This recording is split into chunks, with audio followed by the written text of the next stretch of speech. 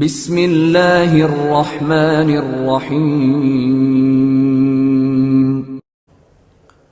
محترم حاضرین جمعہ، خواتین اسلام، قوم کے نوجوان ساتھیوں، میرے عزیزوں اور بھائیوں، اس دور میں ہر انسان ترقی حاصل کرنا چاہتا ہے، خواہ مرد ہوں یا خواتین۔ خواتین کے لیے نعرے دیے جاتے ہیں کہ خواتین کی ترقی اصل میں یہ ہے کہ وہ مردوں کے شانہ بشانہ ہر میدان میں مردوں کے ساتھ یا مردوں سے آگے نظر آئیں۔ ترقی ہم اور آپ سب سے پہلے یہ سمجھیں کہ ترقی کہتے کس کو ہیں، اور ہم اور آپ نے ترقی کی پریبھاشا، اس کی ڈیفینیشن، اس کی تعریف کو کیسے تبدیل کیا ہے۔ ہمارے ذہنوں میں جب ترقی کا لفظ آتا ہے تو سب سے پہلے جو چیزیں سامنے آتی ہیں ان میں یہ ہے کہ اونچی اونچی عمارتیں ہیں، ان عمارتوں کے اندر قمقمے لائٹس جو ہیں اس کی خوبصورتی میں اور چار چاند لگا رہی ہیں، بہترین چوڑی چوڑی سڑکیں ہیں جن کے اوپر لگژری گاڑیاں ہیں جو دوڑ رہی ہیں، بڑے بڑے کالجز ہیں، یونیورسٹیز ہیں۔ ہماری نظروں میں ترقی یہی ہے۔ اب ہم اپنے آپ سے پوچھیں کہ دنیا کے اندر ہم اور آپ سب سے زیادہ سچا کس کو مانتے ہیں؟ آپ کے نزدیک، ہمارے نزدیک دنیا میں سب سے سچا انسان کون ہے؟ ہماری نظروں میں یہ بات آئے گی، ہمارے ذہن میں یہ بات آئے گی کہ ہمارے والدین، ہمارے بھائی بہن، ہمارے گھر والے۔ میں کہوں گا ان تمام سے بڑھ کر جناب محمد الرسول اللہ صلی اللہ علیہ وسلم سچے ہیں۔ ہمارے والدین جھوٹ بولتے ہیں اور بولیں گے اور بولتے رہے ہیں، لیکن نبی صلی اللہ علیہ وسلم کی زبان سے نکلنے والا ایک ایک لفظ اللہ کی مرضی کے مطابق ہے، لہذا ان کی زبان سے نکلنے والے لفظ کی جو ویلیو ہے اس کو ہم اپنے والدین کی زبان سے نکلنے والے جملوں سے کمپیئر نہیں کریں۔ نبی صلی اللہ علیہ وسلم، اب ہم اپنے آپ سے سوال کریں کہ کیا نبی صلی اللہ علیہ وسلم ایک کامیاب اور ترقی یافتہ انسان تھے یا نہیں تھے؟ اگر وہ ترقی یافتہ انسان تھے تو اس زمانے میں کیا یہ ساری چیزیں دستیاب تھی جن کو آج ہم نے اور آپ نے ترقی کا نام دیا ہے؟ جن چیزوں کو نہیں۔ اصل ترقی یہ ہے کہ ایک انسان اسلامی زندگی گزارنے لگ جائے۔ ہم اور آپ کو پتہ ہے کہ ہم اور آپ کو اللہ رب العالمین نے یہ جو زندگی دی ہے، یہ زندگی ہمارے اور آپ کے امتحان کے لیے ہے۔ ہم اس زندگی میں جو چیزیں کریں گے ان کا امتحان ہم اور آپ کو دینا ہے۔ یہ منزل نہیں ہے، یہ منزل ہرگز نہیں ہے، میل کا پتھر ہو سکتی ہیں کہ ہم چل رہے ہیں راستے کے اندر، میل کا پتھر ہم کو دکھ جاتا ہے لیکن وہ منزل نہیں ہے۔ اصل ہماری منزل یہ ہے کہ ہم اپنی آخرت کو سنوار لیں، اور جس دن مسلمان اس چیز پر عمل کرنا شروع کر دے اس دن سمجھ لیجئے گا کہ مسلمان ترقی کے راستے پر چل پڑا ہے۔ آج ہم اور آپ دنیا کی چیزوں کے پیچھے بھاگ رہے ہیں، کیا ہم ترقی یافتہ ہو گئے؟ نہیں۔ صحابہ کرام کبھی بھی ان چیزوں کے پیچھے نہیں بھاگے۔ آج ان جیسی زندگی کا اور ان جیسی بستیوں کا اور ان کی سلطنت کا ہم خواب دیکھتے ہیں کہ کیا سلطنت رہی ہوگی کہ جس میں حضرت عمر گھوم رہے ہیں اور غریبوں کا حال اور حال چال معلوم کر رہے ہیں۔ کیا حکومت رہی ہوگی کہ حضرت عثمان غنی رضی اللہ تعالی عنہ کی حکومت کا کیا حال رہا ہوگا کہ جہاں سمندروں کے اوپر بھی حکومت کی گئی۔ کیا معاملہ رہا ہوگا حضرت علی رضی اللہ تعالی عنہ کی حکومت کا، کیا سیدنا ابو بکر صدیق رضی اللہ تعالی عنہ کی حکومت کا، اور دوسرے دیگر ہمارے اسلاف کا۔ ہم ان کا خواب دیکھتے ہیں نا، کتنی بہترین حکومت رہی ہیں اور کتنا بہترین کام کیا ہے انہوں نے، تو کیا وہ ترقی یافتہ نہیں تھے؟ ان کو ترقی جو دنیاوی طور پر ملی، اصل ترقی ان کے سامنے یہ تھی، اصل کامیابی ان کے سامنے یہ تھی کہ وہ آخرت میں کامیاب ہو جائیں۔ جب انہوں نے آخرت کو سامنے رکھا تو اللہ رب العالمین نے دنیا بھی ان کو دی، دنیا بھی ان کو میسر کی۔ آج ہم دنیا حاصل کرنا چاہتے ہیں، نہ ہم کو دنیا حاصل ہے اور دین سے تو ہم کوسوں دور ہیں۔ اب یہ معاملہ خواتین سے جوڑ دیجئے تو اور مسئلہ، آج کے خطبے کا موضوع بھی واضح ہو جائے گا اور مسئلہ بھی واضح ہو جائے گا۔ ایک صالح معاشرے میں خواتین کیسے اپنا یوگدان، اپنا کردار ادا کر سکتی ہیں۔ ہم مرد حضرات اپنے اپنے طور پر اپنی اپنی باتیں کر رہے ہیں، اور ہر آدمی اپنے اپنے طور پر کوشش کرتا ہے کہ کس طریقے سے وہ کامیاب ہو جائے، یا اصلاح معاشرہ کی بات کرتا ہے۔ خواتین کیسے معاشرے کی اصلاح کر سکتی ہیں، اس بارے میں ہم اور آپ کو سمجھنا چاہیے۔ اور ان کا جو اللہ رب العالمین نے دائرہ دیا ہے، ان کو جو چیزیں بتائی ہیں اور ان کو جن چیزوں پر عمل کرنے اور معاشرے کی اصلاح کرنے کی تلقین کی ہے، وہ ہم اور آپ اپنے سامنے رکھیں، کیونکہ کوئی بھی معاشرہ تب تک ترقی نہیں کر سکتا جب تک وہ اللہ اور اس کے رسول کی تعلیمات پر عمل نہ کرنے لگ جائے۔ اور معاشرے کی اصلاح میں خواتین کا بڑا اہم کردار ہے۔ آپ یہ سمجھ لیں کہ بہت ہی زیادہ اہم کردار خواتین کا ہو سکتا ہے۔ سب سے پہلی چیز اور سب سے مؤثر طریقہ جو اصلاح معاشرہ کا ہو سکتا ہے خواتین کے لیے، وہ یہ ہے کہ ایک خاتون سب سے پہلے علم حاصل کرے۔ ہمارے یہاں خواتین کے لیے کیا معاملہ ہے؟ خواتین کے لیے ہم اور آپ نے تو پوری زندگیاں کھایا پیا ہے۔ اچھی ایجوکیشن کے لیے کوئی بڑے مراکز قائم نہیں کیے ہم نے اور آپ نے، اور جب بچیاں بڑی ہوئیں تو ہم یہ کہہ کر کے اپنے بچوں کو گھر پہ بٹھاتے ہیں کہ ماحول بڑا گندا چل رہا ہے، اب آگے تعلیم نہیں دی جا سکتی ہے۔ یہی ہمارے پاس ایکسکیوز ہوتا ہے نا کہ فلاں اسکول، ہم معاشرے میں دیکھتے ہیں خبریں آتی رہتی ہیں، اور اسکول کا حال اور یہ چیزیں وہ چیزیں، اور کو ایجوکیشن ہو گیا ہے۔ اسلام اس چیز سے منع کرتا ہے۔ اسلام نے کبھی بھی آپ کو تعلیم و ترقی کے مراکز کو قائم کرنے سے منع کیا ہے کہ آپ بڑے بڑے اسکول بنائیے؟ نہیں، آپ کو منع کیا گیا نہیں، آپ نہیں بنا سکتے ہیں۔ ایسا کچھ کیوں نہیں بنایا ہم نے اور آپ نے؟ بناتے ہم جہاں پر صرف خواتین کی تعلیم اور ترقی کا ہم اور آپ بندوبست کرتے۔ دینی طور پر آپ دیکھ لیں کہ دینی طور پر ہماری خواتین کے پاس، مرد حضرات کے پاس تو ایک موقع ہے کہ وہ مدارس کے اندر اور دوسری چیزوں میں اور ایسی محفلوں میں بیٹھ کے دینی تعلیم حاصل کر سکتے ہیں۔ خواتین کے لیے جو دروازے تھے وہ سارے کے سارے ہم نے آپ نے مل کے بند کیے ہیں، کہیں اپنے مسلک کے نام پر، کہیں اپنی فقہ کے نام پر۔ ہم نے ان کے لیے مساجد کے اور ایسی تمام جگہوں کے دروازے بند کر دیے جہاں سے ان کو دینی تعلیم مل سکتی تھی۔ یہ ہمارے اور آپ کے لیے افسوس کا مقام ہے۔ آج اسلام سے بڑا ہمارے مسلک کا جھنڈا ہو گیا ہے نا، کہ وہ ساری باتیں ٹھیک ہے لیکن یہ ہو جائے گا، وہ ہو جائے گا، ہمارے یہاں منع کیا گیا اس لیے ہم نہیں جا سکتے۔ خواتین نے، آپ تاریخ ہم نے پڑھی کہاں ہے؟ خواتین نے تاریخ میں جو کارہائیں نمایاں انجام دیے ہیں نا، ہم اور آپ پڑھے تو ہمارا سینہ جو ہے پھول جائے کہ ہمارے اسلاف کی بیویاں اور ان کی بچیاں اور ان کی بہنیں یہ کام کر کے گئی ہوئی ہیں۔ ہم نے ان تمام چیزوں کو ختم کر دیا۔ علمی میدان میں ہم نے خواتین کو پیچھے چھوڑ دیا۔ دوسری وجہ یہ ہے کہ علم میں خواتین آگے خود بھی نہیں بڑھنا چاہ رہی ہیں۔ اس کا ایک بڑا ریزن کیا ہے؟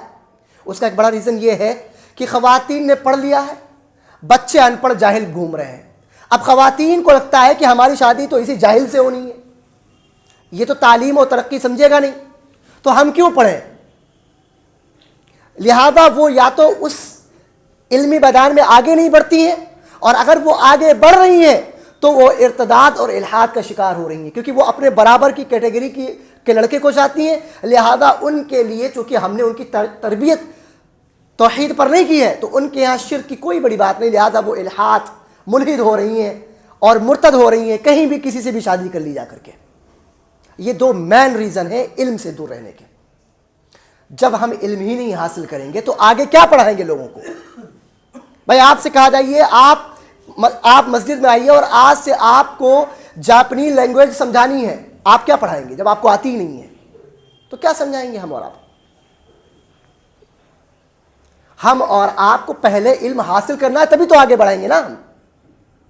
تو پہلے علم حاصل نہیں کیا ہے. خواتین کے لیے کوئی راستہ نہیں چھوڑا ہے. جب خواتین کے لیے کوئی راستہ نہیں چھوڑا تو وہ کیا آگے تعلیم دیں گی؟ تو سب سے پہلی ضرورت یہ ہے اور مؤثر طریقہ یہ ہے کہ خواتین کی تعلیم کا بندوبست کیا جائے. اور آج کے دور میں اگر ہماری خواتین شادی شدہ ہیں, ان کے لیے وہ مرکز جو رسول اللہ صلی اللہ علیہ وسلم نے کھولا تھا اس سے بہترین مرکز نہیں ہو سکتا ہے, اور وہ ہے مسجدوں کے دروازے. مسجدوں کے دروازے خواتین کے لیے کھولے جائیں. یہ وقت کی سب سے بڑی ضرورت ہے. اس کے بعد عمل کر کے لوگوں کو بتایا جائے.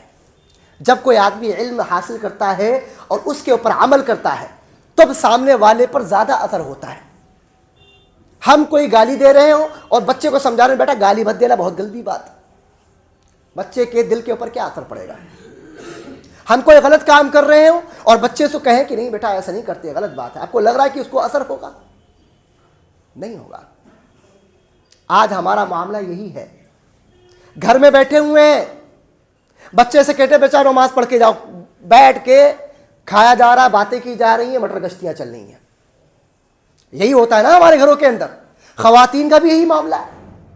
خواتین بھی بیٹھی ہوئی ہیں گھروں میں, کوئی نمازوں کی پابندی نہیں, کوئی دوسری چیزوں کی پابندی نہیں, اور بچے چاہتے ہیں کہ بچے ہمارے ویسے ہوں جیسے صحابہ کرام کے بچے ہوا کرتے تھے.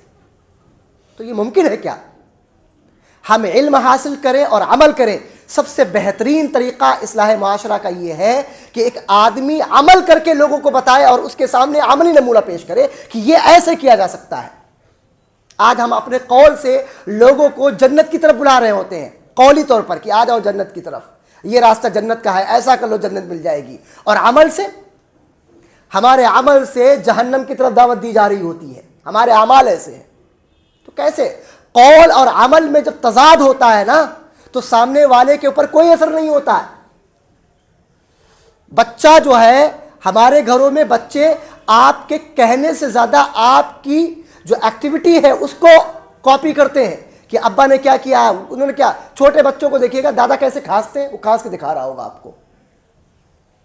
چھوٹی سی چیز بتا رہا ہوں کیسے, اس کو آپ نے بتایا کہ کھانسو, اس نے دیکھا کھانستے ہوئے اور وہ کھانس رہا, اس کی کاپی کر رہا ہے. یعنی اس نے آپ کو عمل کرتے ہوئے دیکھا اور اس کی وہ کاپی کر رہا ہے.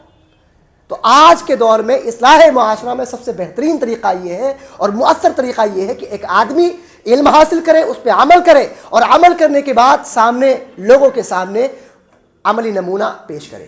یہ پہلا طریقہ ہے اور سب سے مؤثر طریقہ ہے. ہمارے نبی صلی اللہ علیہ وسلم کی خواتین اور ان کے دور کی خواتین کا کیا معاملہ تھا. آج ہماری خواتین کو ہم دیکھیں, عقیدے کے اندر, اعتقاد کے اندر کتنی گڑبڑیاں موجود ہیں, کتنی گڑبڑیاں موجود ہیں, وہ ہم اور آپ کو اندازہ. ابھی اسلام نہیں آیا ہے, نبی صلی اللہ علیہ وسلم ہیرا جا رہے ہیں, غار ہیرا میں جا رہے ہیں, اور پہلی وحی نازل ہوئی. ابھی اسلام کی کوئی تعلیمات نہیں آئی ہیں, کوئی تعلیم نہیں آئی ہے. نبی صلی اللہ علیہ وسلم کے اوپر کوئی تعلیم ابھی نازل نہیں ہوئی ہے. پہلی وحی نازل ہوئی, رسول اللہ صلی اللہ علیہ وسلم گھر براتے ہوئے گھر لوٹے اور حضرت خدیجہ رضی اللہ تعالی عنہا سے کیا کہہ رہے ہیں, مجھے اپنی نفس کا ڈر ہے, مجھے ایسا لگتا ہے کہ میں ہلاک ہو جاؤں گا, چادر اڑا دو. اس طرح کے الفاظ جو آتے ہیں احادیث کے اندر. جواب کیا ہے؟ اما خدیجہ رضی اللہ تعالی عنہ کا جواب کیا ہے؟ فرمایا کلا واللہ لا یخزیک اللہ ابدا انک لتصل الرحیم, اور پوری ایک روایت ہے. اللہ کی قسم, اللہ رب العالمین آپ کو کبھی بھی ہلاک نہیں کرے گا.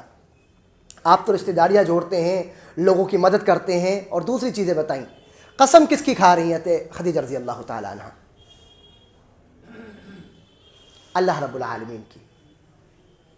ہمارے ہاں ہوتا اگر یہ معاملہ, شام ہی کے ٹائم کسی مزار کے اوپر ہماری خواتین لے کے بیٹھی ہوتی, اس کے اوپر کچھ آ گیا ہے, ہو گیا اس کے اوپر, کسی نے کچھ کر دیا ہے, یہی ہوتا نا ہمارے یہاں اعتقاد اتنا ہلکا ہو چکا ہے، ابھی اسلامی تعلیمات نہیں آئی ہیں۔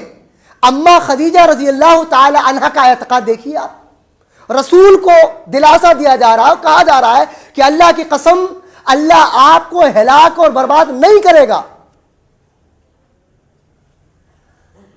آج ہم اور آپ جس قوم کی ماں اور بہنوں کا اللہ پر اتنا بھروسہ تھا، اتنا اعتقاد تھا، آج انہی ماؤں اور بہنوں اور نبی صلی اللہ علیہ وسلم کو ماننے والی ماؤں اور بہنوں کے دلوں کے اندر کیا معاملہ ہے؟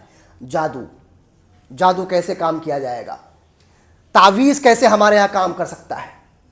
بچہ پیدا ہوا، ماں کے پیٹ میں تھا تو اللہ کی امان میں تھا، تب تک اللہ حفاظت کر رہا تھا، پیدائش کے بعد وہ اللہ حفاظت نہیں کر رہا ہے، اب تعویذ حفاظت کرے گا اس کی۔ اب اللہ تعالیٰ کے بھروسے تھوڑی نہ ہے۔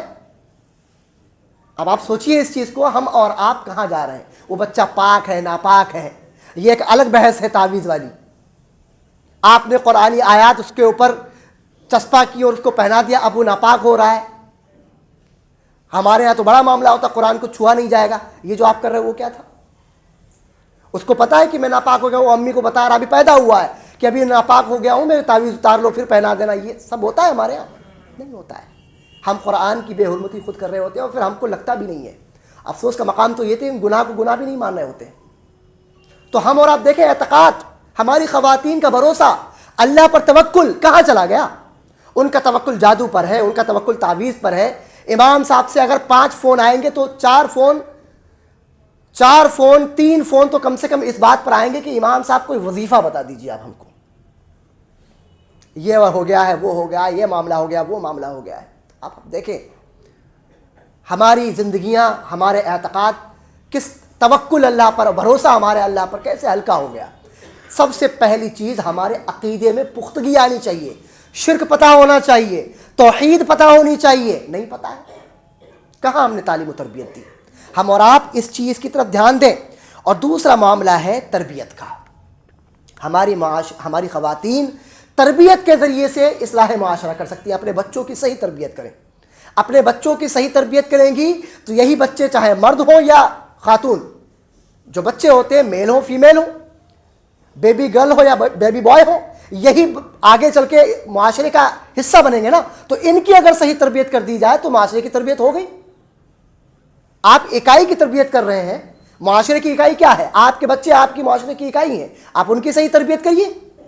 ہم اور آپ دیکھیں تاریخ میں ایسے واقعات ملتے ہیں، اور افرا کے بچوں کے، افرا ایک خاتون، ان کے بچوں کا واقعہ ملتا ہے بخاری اور دیگر روایات میں اور دیگر کتب احادیث میں اس کا ذکر ملتا ہے کہ بدر کے موقع پر عبد الرحمن بن عوف رضی اللہ تعالی عنہ کھڑے ہیں، اور ہر آدمی چاہتا ہے کہ اس کے آس پاس جب جنگ کا میدان ہو تو اس کے آس پاس مضبوط آدمی کھڑا ہو، اگر 2-4 تیر آئے تو وہ اکیلے اس کو کور کر لے جائے۔ عبد الرحمن بن عوف نے دیکھا کہ ان کے پڑوس میں 2 چھوٹے چھوٹے بچے کھڑے ہو گئے آ کر کے، نوجوان بچے۔ ان نوجوان بچوں کو دیکھا، بچوں نے پوچھا کہ چچا یہ بتاؤ کہ ابو جہل کہاں ہے؟ ابو جہل کہاں ہے؟ فرمایا تم کیا کرو گے؟ بچوں نے کہا کہ ہم نے یہ سنا ہے کہ وہ بندہ نبی صلی اللہ علیہ وسلم کو گالیاں دیتا ہے، ان کو تکلیفیں پہنچاتا ہے، آج وہ نہیں بچے گا۔ ابھی یہ نوجوان بچے ہیں، بڑے نہیں ہوئے ہیں، جن کو ہم چھوٹے چھوٹے کر کے نمازیں چھڑوا رہے ہوتے ہیں نا کہ بھی چھوٹا ہے، بڑا ہو جائے گا نماز پڑھ جائے گا۔ اس عمر میں ہمارے اسلاف کے بچے میدان جنگ میں کھڑے ہوئے تھے۔ ہم اور آپ دیکھیں تو صحیح، عبد الرحمن بن عوف نے کہا کہ دیکھو وہ جا رہا ہے۔ جنگ ختم ہوئی تو ابو جہل بالکل دم بدم بالکل آخری مرحلے میں پڑا ہوا تھا، اس کی کسی نے گردن کاٹ دی تھی اور اس کو جو ہے تلواروں سے اس کو زخمی کر دیا تھا۔ یہ کون بچے تھے؟ یہ افرا نامی خاتون کے بچے تھے، معاذ اور معوذ۔ یہ تربیت ان کی ماں نے ان کو ایسی دی کہ وہ نبی صلی اللہ علیہ وسلم کی ناموس کے اوپر اپنی جان کی پرواہ نہیں کر رہے ہیں۔ یہاں ہمیں اپنی خواتین ہماری ہیں، ان کو اپنے بچوں کی آدھے گھنٹے کی نیند کی پرواہ ہوتی ہے۔ 6 بجے تو وقت ہی شروع ہو رہا ہے، 7 بجے اسکول جانا ہے، آدھا گھنٹہ اور سو جانے دو، نماز کی کیا ضرورت ہے، بعد میں پڑھا دیں گے بھی، ہو رہا ہوتا ہے نا۔ یہاں ایک ماں نے اپنے بچوں کو میدان جنگ میں بھیج دیا کہ جاؤ لڑکے آؤ جا کر کے. نبی صلی اللہ علیہ وسلم کی شان کے خلاف کوئی ایسا کر رہا ہے تو کیسے تم یہاں رہ سکتے ہو؟ جاؤ بات کرو جا کر کے اور معاملہ کر کے آؤ رفع دفع. اور ایسا کیا انہوں نے. یہ تربیت ہے. ہمارے یہاں تربیت کا کیا معاملہ ہے؟ ایک خاتون ماں بن کے بھی اپنا کردار ادا کر سکتی ہے. وہ تربیت کرے اپنے بچوں کی صحیح طور پر, اور معاشرے کی اصلاح دیکھیے کیسے ہو سکتی ہے. پھر اسی طریقے سے ہم اور آپ دیکھیں ایک خاتون بن کر کے کیسے تربیت کی جا سکتی ہے. نبی صلی اللہ علیہ وسلم کی ایک بیوی کا نام ہے ام حبیبہ, اور یہ ابو سفیان کی بیٹی ہیں. ام حبیبہ بنت ابو سفیان. اور انہی کے بہت مشہور ایک بھائی بھی ہیں جن کو ہم اور آپ معاویہ رضی اللہ تعالیٰ عنہ کے نام سے جانتے ہیں. اس طریقے سے یہ رشتہ رسول اللہ صلی اللہ علیہ وسلم کا معاویہ رضی اللہ تعالیٰ عنہ کے ساتھ کیا ہوتا ہے؟ سالے اور بہنوئی کا. لہذا یہ رشتہ اتنا قریبی ہے. ابو سفیان سسر ہوئے رضی اللہ عنہم اجمعین.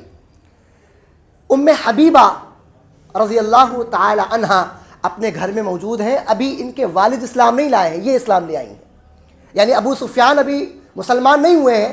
نبی صلی اللہ علیہ وسلم کی بیوی ام حبیبہ یہ مسلمان ہو گئی ہیں. ابو سفیان موقع پر گھر پہ تشریف لائے, اور وہ رسول اللہ صلی اللہ علیہ وسلم کے بستر پر تشریف رکھنے والے تھے, بیٹھنے ہی والے تھے. ام حبیبہ نے ان کو بیٹھنے نہیں دیا, روک دیا اور بستر طے کر دیا. کہا یہ اس شخص کا بستر ہے جو توحید کی بات کرتا ہے, آپ شرک سے آلودہ ہیں, آپ کو ہم اپنے شوہر کے بستر پر بیٹھنے کی اجازت نہیں دے سکتے. یہ توحید اور شرک سے دوری, شرک سے نفرت اور توحید سے محبت کا یہ عالم ہے. آج ہمارے یہاں کا معاملہ ہو تو ارے ٹھیک ہے کوئی بات نہیں, باپ کا معاملہ ہے, رشتہ داریوں کا معاملہ ہے. جب بات توحید اور شرک کی آتی ہے نا تو رشتہ داریاں کام نہیں کرتی ہیں, دور ہو جاتی ہیں رشتہ داریاں. آج ہم اور آپ کو اللہ رب العالمین نے بھائی قرار دیا ہے. کس بنیاد پر؟ توحید کی بنیاد پر. توحید نہیں ہے تو کوئی بھائی نہیں ہمارا, سیدھی سی بات. ام حبیبہ نے رضی اللہ تعالی عنہ نے اپنے باپ کو بیٹھنے نہیں دیا رسول اللہ صلی اللہ علیہ وسلم کے بستر کے اوپر. یہ ہے توحید سے محبت اور شرک سے نفرت, کہ ایک شرک کرنے والے انسان کو رسول اللہ صلی اللہ علیہ وسلم کے بستر پر بیٹھنے نہیں دیا. ہماری خواتین کو, ہم کو تو شرک کے بارے میں پتہ ہی نہیں ہے, تو وہ تربیت کیا دیں گی لوگوں کی. اسی طریقے سے دیکھیں جب کوئی چیز آ جائے تو اس پہ عمل کس طریقے سے. انصاری خواتین کے بارے میں آتا ہے کہ حضرت عائشہ رضی اللہ تعالی عنہ کی روایت بیان فرماتی کہ اللہ تعالیٰ رحم کرے انصاری خواتین کے اوپر, کہ جب قرآن مجید کی پردے والی آیت نازل ہوئی تو انصاری خواتین نے تہبند کو پھاڑا, چادر کو پھاڑا اور اپنا جو ہے پردہ بنا لیا. یہ خواتین چہرے کا پردہ کیا, یہ ساری کی ساری چیزیں ان کے ہاں موجود. یہ اتنا عمل اسلام کے اوپر ہماری خواتین کا, ان کو بتایا نہیں جا رہا ہے پہلی بات تو, ورنہ ان کے یہاں بھی یہ عمل جاری ہوتا. خواتین کے یہاں مردوں کے مقابلے دین پر عمل کرنے کا شوق زیادہ ہوتا ہے, اور یہ ریالٹی ہے, اسی لیے ہم نے دور کر دیا. اب ہمارے یہاں معاملہ کیا ہے؟ ہمارے یہاں معاملہ یہ ہے کہ فٹ فال شرک کے اڈوں پر ہماری خواتین کا زیادہ ہو رہا ہے. یہ شرک کا جو بازار چل رہا ہے نا, اس کے اندر جتنے بھی گراہک ہیں وہ سارے کے سارے خواتین ہیں, کوئی میل نہیں ہے. یہ بازار ٹھپ پڑ جائے گا اگر خواتین کو روک دیا جائے. جب ہم نے اپنی مساجد سے خواتین کا دروازہ بند کیا تو ایسے شرک کے اڈوں پر خواتین نے جانا شروع کیا ہے. آج ہم اگر چاہتے ہیں کہ شرک کے اڈوں سے دور کریں تو ان کو علم دینا ہوگا, عمل کروانا ہوگا, مساجد کے دروازے کھولنے ہوں گے ان کے لیے, تعلیم و تربیت دینی ہوگی ان کو, تبھی یہ معاملہ ہو پائے گا, ورنہ ہونے والا نہیں ہے. یہ سیلاب اور یہ الحاد اور ارتداد کا جو سیلاب ہے نا, اس کو آپ روک نہیں سکتے. کوئی باندھ نہیں اس کو روک سکتا سوائے دینی تعلیم کے. ہم خالی بات کر سکتے ہیں. معاشرے کی اصلاح کا سب سے بڑا ہم نے جو ابھی سمجھا اور سیکھا, اس سے ایک بات واضح ہو گئی کہ اصلاح معاشرہ کا سب سے بڑا مرکز گھر ہو سکتا ہے. گھر سے ایک خاتون اپنے گھر سے معاشرے کی اصلاح کر سکتی ہے. اسی لیے قرآن مجید میں اللہ رب العالمین نے فرمایا وَقَرْنَ فِي بُيُوتِكُنَّ وَلَا تَبَرَّجْنَ تَبَرُّجَ الْجَاهِلِيَّةِ الْأُولَىٰ, کہ خواتین کے لیے اللہ رب العالمین نے دائرہ سیٹ کر دیا کہ خواتین اپنی گھروں میں ٹھہری رہیں. اور وہاں سے رہ کر کے وہ تعلیم و تربیت کا اور اصلاح معاشرہ کا کام کریں. ان کے لیے روڈ پر اترنے کی ضرورت نہیں ہے. وہ صرف اپنے گھر کی اکائی کو بھی اگر سوار لے جائیں نا تو اصلاح معاشرہ ممکن ہے. ہمیں اپنی گھر کی فکر نہیں, لیکن ہم پڑوسی کا خیال رکھنا چاہتے ہیں کہ وہاں آگ کیوں لگ گئی. آپ کے گھر میں جو لگی ہوئی اس کو کون بجھائے گا پھر؟ جب آپ کو فکر نہیں تو دوسروں کو فکر کیوں ہوگی؟ تو سب سے پہلے ہم اپنے گھر کی لگی ہوئی آگ کی فکر کریں. ہمارے گھروں میں جو شرک کی آگ لگی ہوئی ہے, ہمارے گھروں میں جو خرافات کی آگ لگی ہوئی ہے, ہمارے گھروں کے اندر جو بدعات کی آگ لگی ہوئی ہے, ہمارے گھروں میں جو اعتقاد اور عقیدے کے اندر سیند لگایا جا رہا ہے, جو چوری کی جا رہی ہے ہمارے عقیدوں پہ, ڈاکہ ڈالا جا رہا ہے, اس کی طرف دھیان دیں ہم اور آپ. جب تک اس کی طرف دھیان نہیں دیں گے معاشرے کی اصلاح ممکن نہیں ہے. معاشرے کی اصلاح خواتین اپنے دائرے میں رہ کر کریں, اور یہ ان کے لیے بے انتہا ضروری ہے. اور ہر روپ میں یہ کر سکتی ہیں. ماں کے روپ میں بھی کر سکتی ہیں, بیوی کے روپ میں بھی کر سکتی ہیں. اللہ رب العالمین نے ان کو یہ ملکہ دیا ہے اور ان کو یہ اتھارٹی دی ہے. ہم اور آپ دیکھیں رسول اللہ صلی اللہ علیہ وسلم نے ارشاد فرمایا وَالْمَرْأَةُ رَاعِيَةٌ عَلَىٰ أَهْلِ زَوْجِهَا فَهِيَ مَسْئُولَةٌ عَنْهَا. اور دوسری روایت میں آتا ہے وَوَلَدِهِ کہ ایک خاتون اپنے شوہر کے گھر, اور دوسری روایت میں آتا ہے اس کے بچوں کی ذمہ دار ہے, اور قیامت کے دن اس سے اس کی ذمہ داری سے متعلق سوال کیا جائے گا. ہماری خواتین کی یہ ذمہ داری ہے کہ خواتین اپنی ذمہ داری کو سمجھیں, سوچیں, علم حاصل کریں, اور علم کو حاصل کرنے کے بعد عمل کریں. اصلاح معاشرہ کے اندر اپنا یوگدان دیں, اپنا کردار ادا کریں. اس کے بغیر یہ چیز ممکن نہیں ہے. خواتین خود بھی عمل کریں اور لوگوں کے سامنے عمل کر کے اس کا نمونہ پیش کریں. آج کے وقت کی سب سے بڑی ضرورت یہی ہے. مجھے امید ہے کہ انشاءاللہ ان تمام چیزوں کی طرف بھی ہم اور آپ دھیان دیں گے. خواتین کے لیے کوئی ایسا بندوبست کریں گے جو ان کی تعلیم کے لیے ضروری ہے, جو ان کی ترقی کے لیے ضروری ہے. مجھے امید ہے کہ انشاءاللہ اللہ رب العالمین ہم اور آپ کو اس بات کی توفیق دے گا. اللہ رب العالمین سے دعا ہے کہ اللہ رب العالمین ہم تمام کے تمام لوگوں کو صحیح معنوں میں قرآن اور حدیث پر عمل کرنے والا بنائے. ہماری خواتین کو اللہ رب العالمین ان کے اندر بیداری پیدا فرمائے, توحید کے سے محبت پیدا فرمائے, شرک سے بیزاری پیدا فرمائے. اللہ رب العالمین ان کو اصلاح معاشرہ کے اندر اپنا کردار ادا کرنے کی توفیق عطا فرمائے.